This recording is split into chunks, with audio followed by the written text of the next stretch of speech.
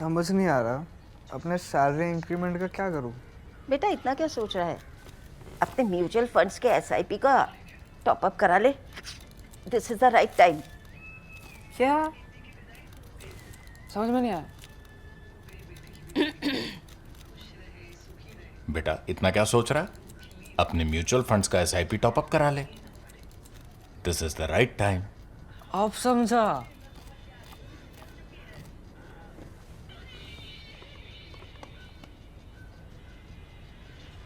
Mutual fund investments are subject to market risks. Read all scheme-related documents carefully. We are still trying to understand what's been happening in Nepal. And sometimes, when you want to understand what's happening today, you have to also see where it's coming from. Because when you don't pay attention to that, then sometimes you go into fact-free rhetoric bazi. And that is what leads to anger, hostility, and in our very sensitive neighborhood, also adds to sort of anti-India feelings, because India is a big overhang in this neighborhood. Every country is much smaller than India. In fact, the country next to India in terms of size, population, etc., is Pakistan, which is about 1/6 of India, little more than 1/6 of India in terms of population. Obviously, we are not mentioning China because that's a case apart. This is more focused on the subcontinent. So India is a big overhang. Now we've seen Indian journalists, particularly with TV cameras, getting a hostile reaction in many places in Kathmandu. And these are good journalists who've gone to cover a very difficult situation, and journalists are exposed to danger in these situations. And that becomes worse. That gets compounded when the people are hostile, because usually you find that people welcome journalists. From where does it come? Sometimes it also comes from a lack of understanding on either side. Now, people, crowds, you don't ask them for excuses for having a misunderstanding. They are, after all, a crowd, people. They are people who brought down a government. We, on the other hand, need to understand things better. That is what I'm trying to do in this episode of Cut the Clutter, trying to put the neighborhood of India in perspective, mainly by referring to Nepal, because we have to understand where our neighbors are coming from. Nepal, for example, start with the big picture. If you see the big picture, the subcontinent's map has been redrawn or restructured, or at least the subcontinent's power map has been completely redesigned after decolonization and end of the Second World War. That is when India got its freedom, Pakistan broke away from India, and new borders came into being. And that is when the British went away, and British until then had some kind of power, overriding power over the entire region, including other countries like Bhutan, Nepal, Afghanistan, Burma at that point of time, it's now Myanmar, and say to some extent Sri Lanka as well. When they went away, out of that emerged these sovereign countries. So what's happened in Indian neighborhood? I might have written maybe 2 or 3 cover stories in my days in India today on India's troubled neighborhood, the ring of fire around India. In fact, somebody posted pictures from the India Today cafeteria with the facsimiles of some of those covers, saying how things have not changed until now. That's because things have changed greatly everywhere. But we've had 3 strong impulses, 3 strong influences, and some strong impulses in our region. So what are the 3 strong influences? The 3 strong influences within which this impulse for democratization has risen among all our neighbors are: 1, the military; second is religion; and third is monarchy. When you see Pakistan, you have military and religion. When you see Bangladesh, it's military and religion, although not to the same extent as in Pakistan, but military and religion, because when military dictators took power there, they also brought in Islamic laws or the Islamic system. And third is monarchy. Monarchy is peculiar to 2 of our neighboring sovereigns. One is Bhutan, by God's grace, by Buddha's grace, very peaceful and very calm. And the second is Nepal. Now, Nepal monarchy also gets also gets mixed up with religion. That's how complex this region is. And that's what we need to understand, because it is within these forces, that is military, religion, monarchy, or a combination of any two of them. In case of Nepal, very interestingly and very importantly, the military has never been a factor. The military has usually gone along with the ruler or with the government of the day. They were very loyal to the king when the king was ruling. They were fighting the Maoists until the other day, and as the Maoists came to power, as those peace settlements took place, Maoists came in, they won elections. The same army quite professionally went under the control of the same Maoists as they won power through elections. So the military in Nepal has played a very constructive and very healthy role. That is not something that we have seen, say, in the case of Pakistan and Bangladesh. Sri Lanka is another of our neighbors where the military has played a very distant role, and the military has remained by and large professional in Sri Lanka as well. Now, while these countries, and Nepal in particular now, because that is the context, while the people have fought for democratization, and they fought really hard. Many of them have spent long years in jail. Many have been killed. Many have been exiled. In all these countries, it's never been easy. It's never been easy to get democracy once somebody else takes power. Now, within that, three issues come in. One is sovereignty. So these countries, irrespective of who's ruling, have a very strong sense of sovereignty. Number two is nationalism. And then each one finds their own way of defining their nationalism. So how will Pakistan define its nationalism? Pakistan defines its nationalism by saying, we are not India, right? Or if we are a nation, if two-nation theory is true, then Muslims in India cannot be happy, because if Muslims in India are happy, that means the two-nation theory is challenged. So they feel their own nationalism challenged. So Pakistanis define their nationalism in terms of, we are not India. We broke away, so we must be better off than India. Muslims in Pakistan must be better off than all of Indians, but certainly better off than Muslims in India. The Bangladeshis define their nationalism in terms of where their independence came from. So then the debate, their eternal debate, is who gets the credit for the war of freedom, war of liberation in 1971. Is it Mujibur Rahman? Is it a bunch of young officers then, one of whom later became the dictator there, Zia? He was then a major, later became a general. And that argument then goes on. And that is where Bangladesh's nationalism, the debate over Bangladesh's nationalism is stuck. Nepal, on the other hand, Nepal is even more fascinating, because Nepal was ruled by the monarchy between 1951 and 2008. Nepal had a monarchy. This is the Shah dynasty. The Shah dynasty started in 1768. It started sort of notionally in 1768, because before that, Nepal was a group of principalities. There were many rulers, and it was divided in many states. It was also called Baise Rajya, that is 22 states, or sometimes Chabise Rajya, that is 24 states. That's where the founder of the Shah dynasty defeated everybody, established his kingdom in Kathmandu. Kathmandu's old name was Kantipur. However, while he may have established his kingdom there, in the course of time, he lost power. And I will tell you that in a little more detail. But right now, just a summary. In the course of time, he lost power, or the monarchy lost power, not he individually. The monarchy lost power, and another power group arose, that is the Ranas.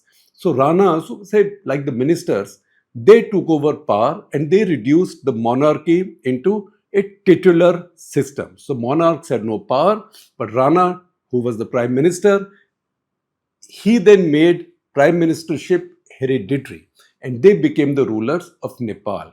So Nepal was always a separate nation with a strong sense of who they are. So a few things we need to drop as we try to understand Nepal. And sometimes it's because of our lack of understanding of these that we end up saying and doing things that makes people of Nepal unhappy. One, that the Nepalese have a very strong sense of sovereignty. So this whole idea that Nepal, the king of Nepal, once offered to become a part of India or cede Nepal to India is poppycock. It's nonsense. No such thing happened. I will tell you details of what the context was at that time, but even in that context, this thought had never come up at any point of time. Number two is the fact that the army in Nepal wanted to take over. That spread all over social media. Some TV channels also know army did not want to take over. Army does not want to take over. I cannot guarantee to you what will happen tomorrow, but the army's record so far in Nepal is not that they want to take over political power. So far, so good on the army's count. Once again, no bets on tomorrow, but you can only go by past performance. It may not be a guarantee for future outcomes, but right now we see no evidence of the army wanting to take over power. To that extent, Nepal is unique along with Sri Lanka in our neighborhood. The third thing is that the Nepalese, the young people now, Gen Z, want Nepal to become a Hindu Rashtra again. There is no such thing happening. In fact, Nepal was a Hindu Rashtra under monarchy. And when Nepal was Hindu Rashtra under the monarchy, that Hindu Rashtra symbolism or that Hindu Rashtra constitution or that Hindu Rashtra principle was also used to sustain the monarchy, because then the ruler, the reigning king of the day, was then seen as an avatar of Lord Vishnu. And that's why the ruler, the king, also had really heavy titles. And I will give you the titles. For example, the last one, King Gyanendra, his full name would have been Shri Panch. Shri Panch is Nepalese for His Majesty or the auspicious one. Shri Panch Gyanendra Bir Bikram Shah Dev. Shah is the dynasty. So every ruler had the suffix of Bir Bikram Shah Dev. And the name before that. Gyanendra was the brother of the sovereign before him. That was King Birendra, who was assassinated along with his wife, Queen Aishwarya, one daughter, one son, and other members of the family, 9 of them, in a massacre carried out by his son Dipendra, who was the crown prince. And apparently this happened because he was intoxicated and he was angry. He wanted to marry a young woman, the daughter of a Rana, and the palace, the royal family was not in agreement with that. So the prince got angry and he carried out this infamous massacre on June 1, 2001. After which King Birendra's brother, who wasn't there, took over.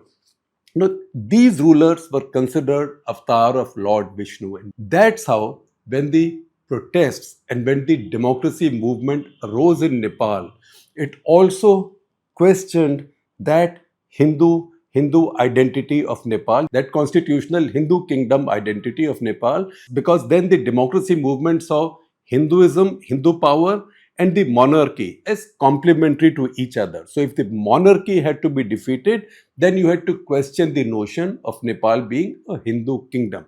For Nepal not to be a kingdom anymore, it had to be, that hyphenation with Hinduism had to be taken away. That's why when monarchy ended in 2008 and Nepal brought in its post-monarchy constitution, that constitution did not declare Nepal to be explicitly a secular country.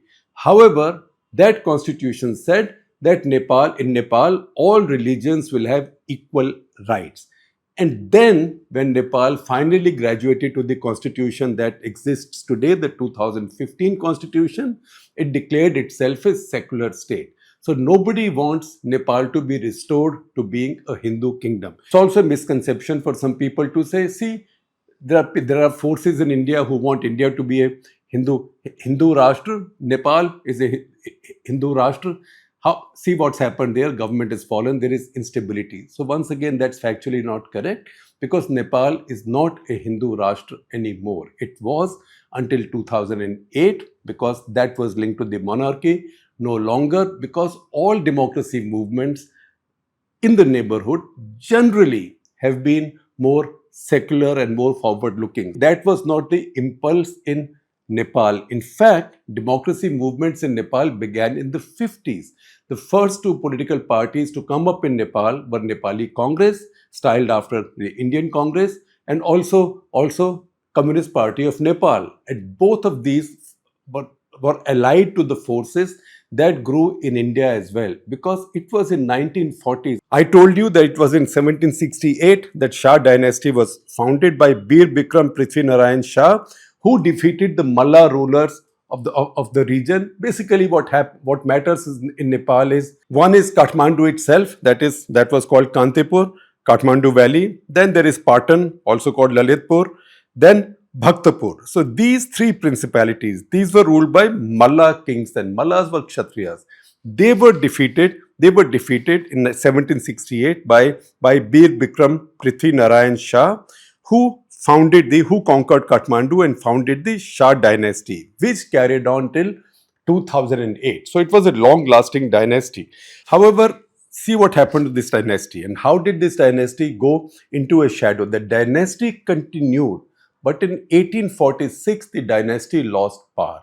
It lost power because Jang Bahadur Kumar Rana, one of the feudals working with the ruling family, with the monarchy, he carried out an infamous massacre of 1846 called the Court Massacre, after which the monarchy was reduced to a figurehead. The monarch became a figurehead. The first Rana, therefore, also declared himself prime minister and took absolute control of power and made, as I told you earlier, prime ministership hereditary. The king then, the monarch, became ceremonial, and very often the monarch was put under palace arrest. Now, what had happened to Nepal before that, we need to understand. Between 1814 and 1816, 1814 and 1816, Nepal fought a long war with the British, in this case the British East India Company. East India Company defeated the Nepalese finally in that war, but they realized that they will not be able to rule Nepal. It was too forbidding. It was a bit like the experience they had later fighting with the Afghans almost 90 years later. And they figured that instead of going out to Nepal and trying to govern it, it's better to do a strategic alliance with Nepal. So first they had the Treaty of Sugoli, signed in December 1815, ratified a few months later the next year, under which the British East India Company allowed Nepal to keep its sovereignty, but confiscated quite a bit of the territory that the Nepalese controlled until then. And remember, there were times when the Nepalese controlled territory deep inside what is India today, including Dehradun and reaching right up to Dharamshala in Himachal Pradesh. Those territories were taken. However, in 1846, once the Ranas took over power, they realized that they could make more deals with the British and get some value for that. So 1857, when the British had trouble, Rana himself, Rana Jang Bahadur Kumar, he led a force of 8 to 10,000 Gorkha troops to break the siege of Lucknow. So siege of Lucknow and Awadh, the British would have found it very difficult to break that without the Gorkhas. That took more than a year. The Gorkhas fought under East India Company and finally convinced them that they had martial qualities. It is that founded the idea of Gorkha as a martial race and their large-scale recruitment in British armies from there onwards. So once again, what this tells us is that Nepal has never been a non-sovereign country. So never buy into the mythology that Nepal was once a part of India or Nepal offered to become a part of India. The Rana rule lasted 104 years, beginning with 1846. So what happened 104 years later? We have to come to 1950. By 1940s, the monarch in Nepal was King Tribhuvan. Now, King Tribhuvan was more progressive. He was also a little bit more defiant, forward-looking. It is also the time when the British power was declining, the World War was going on, and as happened with decolonization in all of the colonized world, in Nepal also there was a mood for change. There was a mood for change, and that is when a kind of a Nepalese revolution took place between 1950-51, where the monarchy was aided by India. The monarchy was aided by India. King Tribhuvan himself under pressure. King Tribhuvan passed away and was succeeded by his son, King Mahendra, escaped to India for safety, and then finally had his power restored, and Nepal became a functioning monarchy then. When Nepal became a functioning monarchy, the treaty signed between India and Nepal in 1951, February. This formally ended the Rana rule. It is in that the India-Nepal relationship is based. There was never a question at all of King Mahendra. Now, Nepal by this time was a very poor country, but some educated elites had come up who knew about modern life, modern governance. Some reforms had taken place, particularly under one of the Ranas. The original Rana who had helped the British in 1857, he brought in a legal code. It was called Muluki Ain in 1854, which also set caste and social norms in Nepal, very conservative. But one of his successors, Chandra Shamsher Rana, between 1901 and 1929, he abolished sati, slavery, and carried out some other reforms also, but kept his dictatorship.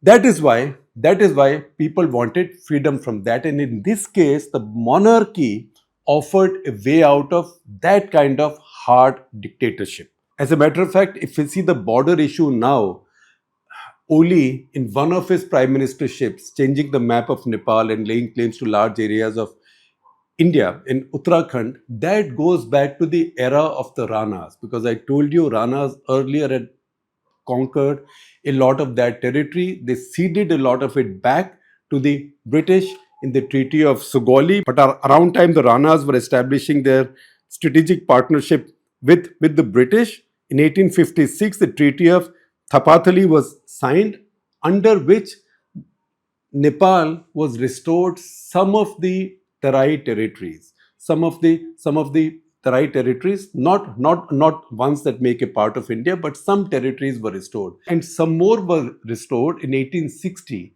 as a sign of gratitude for Nepalese help in 1857. But if anything, the claims over these territories, Indian territories, go back to late 18th, early 19th centuries. That's more about nostalgia of nationalism. Within a year of signing that treaty with India and taking over power in Nepal, King Mahendra was already caught in a tussle to keep Indian influences out, because that is when Communist Party of Nepal and Nepali Congress were campaigning for more democratization. He tried to buy peace with them, he and then his successor, his son King Birendra, by bringing in the panchayat system, which was a partyless democracy of the kind that Pakistan has tried many times under some generals. That was unsustainable. However, the monarch then had absolute power and continued on. At the same time, Indian influence has always been a big political issue in Nepal. It's been a big political issue, and India has also had to tread very carefully. I will give you an example. When the VP Singh government came to power in India, this was one of my four reporting visits to Nepal. So one of these was in 1990 when VP Singh government had come to power in India, and its big democracy movement had started in Nepal. And a big democracy movement had started in Nepal. This story was published in the March 15, 1990 issue of India Today. See it on your screens. I will share a link also with you. That is when Nepal came with one iteration of its constitution, right? So losing some powers, but the monarch was still there. It was at that time that the VP Singh government appointed Lieutenant General S.K. Sinha, who was a distinguished former vice chief of Indian Army, also a distinguished Gurkha officer. He was Colonel Commandant of a storied Gurkha regiment. He was sent to Nepal.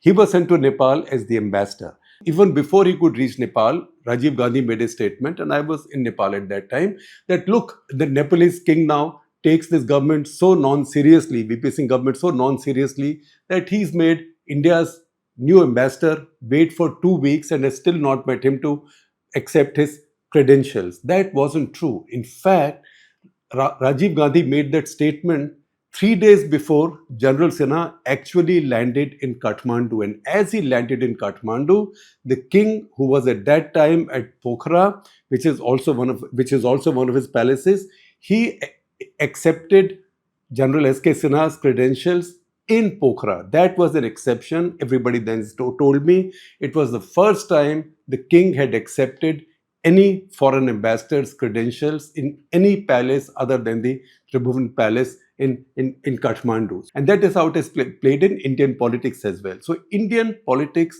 India's role in Nepal, one, it's a strong overhang. Second, it's a very divisive issue. And third, it's a very prickly issue. That's why government after government in India has handled Nepal very carefully, very carefully. And whenever it hasn't, as this one did not do very early on in 2015 over the Madhesi issue, and some kind of blockade was ordered, that's when Sushma Swaraj said that we cannot ignore the Madhesis because we have unke saath roti beti ka rishta, which means relationship of marriage and eating together, which means social and family relationships. Madhesis are people of Indian origin who lives in the Hindi-speaking districts bordering India. That's mostly in Bihar, part of Uttar Pradesh as well. In fact, eastern Uttar Pradesh. So I will finish this with this story and then take you back to Udit Hinduja, who's our reporter in Kathmandu. We'll spend 5 minutes chatting with him. So he tells us what he's seeing on the ground. But this is a story about Lieutenant General S.K. Sinha. Lieutenant General S.K. Sinha could have been a very bitter man because he had been superseded by Mrs. Gandhi. She made General A.S. Vaidya the chief, superseding Lieutenant General S.K. Sinha. The reasoning or excuse she used was that General Vaidya had more operational experience, more combat experience, which was true. But General Sinha was highly respected. He was probably or most likely victimized or marked out because he was also somehow related to Jayaprakash Narayan and was seen to be a little bit political. Now an anti-Congress government came to power. He was sent as ambassador to Kathmandu. He told me this story. I went to see him at his residence in Kathmandu. He said that he was in Delhi as vice chief and he was to host a dinner for the Queen Mother of Nepal who was visiting India. So he said the Queen Mother asked me somewhat sort of a loaded question. She said, is it true, General Sinha, that the highest rank to which a Gurkha can rise in your army is Subedar Major? So he said, I smiled at her. I said, not quite. See the gentleman sitting here. He is Major General Onkar Singh Bhandari. He is Commander Delhi area. He'll also be commanding a Republic Day parade. He is very much a Gurkha. He said it just so happened that General Bhandari was then GOC Delhi. General Bhandari, in fact, was on his way up. He was going to become Lieutenant General. That was going to happen any day. Then he was killed, unfortunately, in a helicopter crash in 1984. Udit, great to see you in Kathmandu. What better luck for a reporter than to be at the place where the action is. Although right now where you're sitting on the street looks like there's no action. It's a very empty street. So where are you and why is everything so quiet and empty? So right now I am outside the army headquarters in Kathmandu. There is a military curfew going on. I hoped to come to the army headquarters and see if there were any negotiations going on, but there aren't any protesters over here. The entire city has been quite peaceful over the last 2 days. There hasn't been much violence or much protest over the last 2 days. But of course, the first 2 days when I did get here, that's when there was pure anarchy. Now, talks are going on. How involved is the army in what's going on? The army is very involved in the talks. The army has, well, the people over here, the people of Nepal, they really respect the army and they have a lot of reverence towards the army, especially because the army hasn't really interfered politically in the country. So the people are leaning on the army chief to ensure that there is a smooth transition. There are a couple of names that are being thrown around, specifically Sushila Karki, who is the former Chief Justice of Nepal, and Balen Shah, who is the mayor of Kathmandu. So those are two of the names, but every day we keep on hearing about different names that are coming up. But the army is very, very involved with coordinating with the different Gen Z factions to decide on who will be the interim chief to ensure that there is a smooth transition. But within the Gen Z factions, are there any visible leaders? There are some visible leaders. There is an NGO over here called Hami Nepal, which of course was the main NGO that was organizing these protests. but a lot of these NGOs are kind of also taking a step back and warning people that they were not to be blamed for a lot of the violence that kind of took over the city over the last 2 days. So there are some NGOs that are leading it, but there are different factions. There are different factions that are proposing a bunch of different names. So there is a faction that is proposing, let's say, Balen Shah's name, who's the mayor of Kathmandu. Balen Shah is a bit like the Zoran Mamdani of Kathmandu. Young fellow, very active on social media. He's also a former rapper. You are right about that. He is a rapper, and he rose to prominence with his rap music that was really focused on a lot of social issues and poverty and urban crime. This is this is So the, he's really this is the era of comedians and rappers. You know, from Bhagwant Mann to Zelensky to Balen Shah.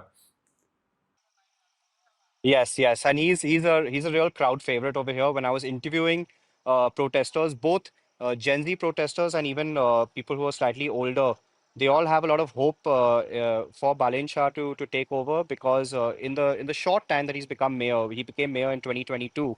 So in the last 3 years, they've seen a lot of substantial change to the city of Kathmandu, ranging everywhere from waste management to traffic laws, and they see him as a person to really lead the country forward in a new direction. And we have to remember that Nepal population is very heavily concentrated around Kathmandu. In fact, the greater Kathmandu area has 20% of Nepal's population. And that's why it's also easy for protesters to collect crowds. So crowds that collected were almost about 4%, 3.5 to 4% of all of Nepal's population. That was possible because 20% of the Nepalese live in and around Kathmandu. Take care of yourself. There is still instability. Until things settle down, like a good reporter that you are, keep your wits about yourself because we want you safe and we want you to be doing stellar reporting. And now, as we speak, more people are joining you as well from the print. And by the way, for the viewers, Udit is a graduate of the Print School of Journalism. And now you see him in action right here with us in Kathmandu.